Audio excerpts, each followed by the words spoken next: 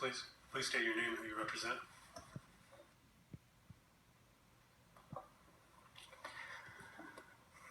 Good afternoon. Thank you for the opportunity to speak today. My name is Dr. April Lopez. I'm the chair of the California State Council on Developmental Disabilities. More importantly, I'm the mother of 3, one of which is a 13-year-old girl with a dual diagnosis, Down syndrome and autism. The State Council is a proud sponsor of SB 1072, and the State Council, the community, and my family thanks Senator Mendoza for his leadership on this vital issue. We are equally honored to show our solidarity with the Lee family, as you have heard the heart-wrenching story of what happened to their only son. When we first learned about the tragic cause of Paul Lee, we wondered how anything like this could possibly occur. We discussed the incident at length at the State Council and the Legislative and Public Policy Committee. Our thought was, why do we need a bill? Just to make sure kids are not left on the buses. Why was Paul Lee, a loving son who was a nonverbal autistic boy, left on the bus?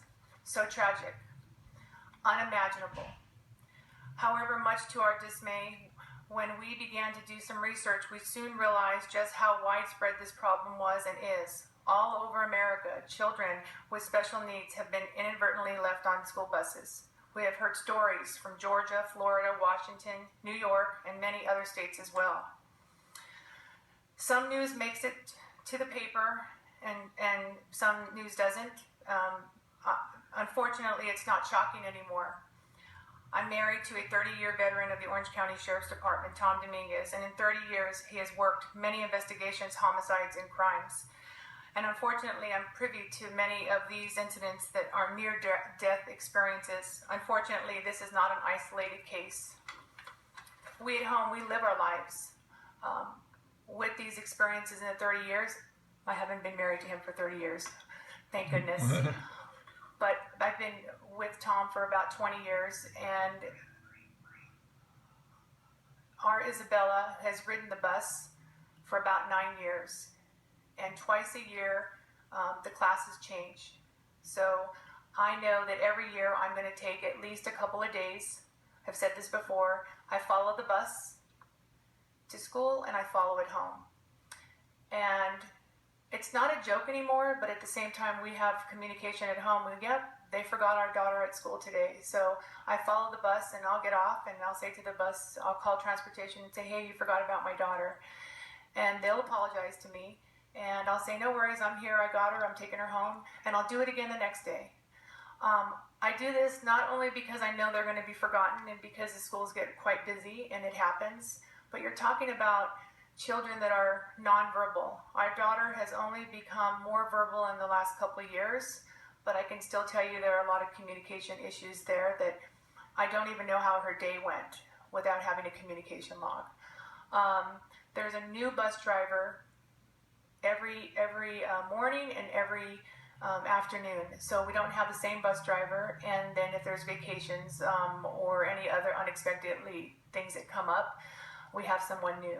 So I say this because we take for granted, and I have 2 other children. I have a 10-year-old and I have an 8-year-old, one of who came and testified in the Senate about this bill, because we live our lives around the school bus. When it shows up in the morning, when it leaves, we're hoping to make good connection with that school bus driver, because we are leaving our children in the hands of a school bus driver and praying that they will remember them, remember their name, remember that they're in their bus, that they might fall asleep or fall down and not be seen.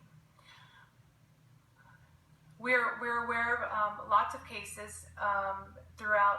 Even here recently in Golden State, children with special needs cannot communicate who have fallen asleep, as I've mentioned.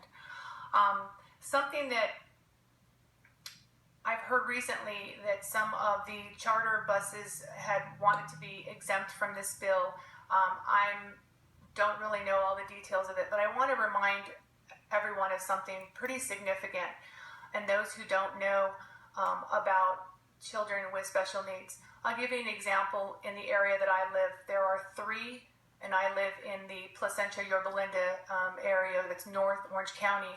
There are 3,000 kiddos that have IEPs, which means that they have the ability to ride buses.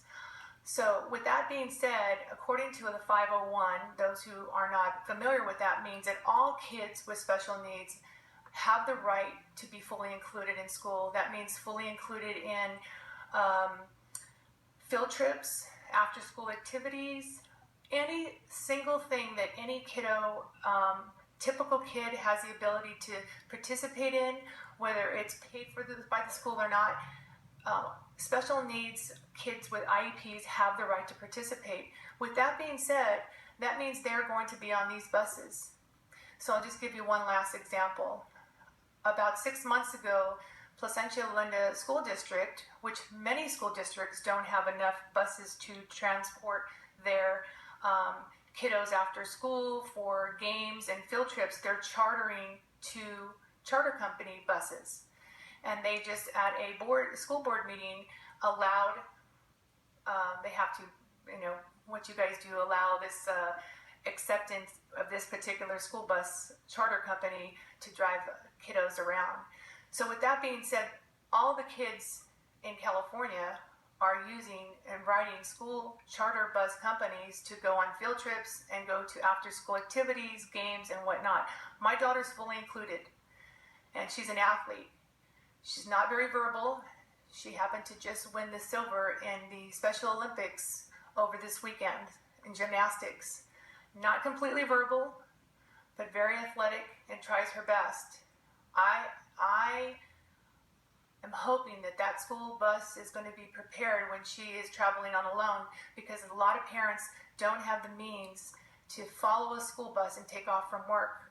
They're praying that their kid is going to get there and get back at the end of the day. So in closing, I just want to say that California prides itself on being a national leader in forward-thinking legislation. SB 1072 certainly fits it into this category. I urge the members and the Assembly Transportation Committee to vote aye on SB 1072. Let's be unanimous. It was unanimous in the Senate, and I'll leave you with what my daughter said when she testified in the Assembly, in the Senate. She said, "My mommy, my daddy, my brother, my sister, and I, we pray every night for health and family, and tonight I pray that you will hear my prayers and vote yes on 1072, so that no other family will endure the pain that the Lee family has had to endure with the loss of their only son." And thank you for your time. Thank you. Any other witnesses?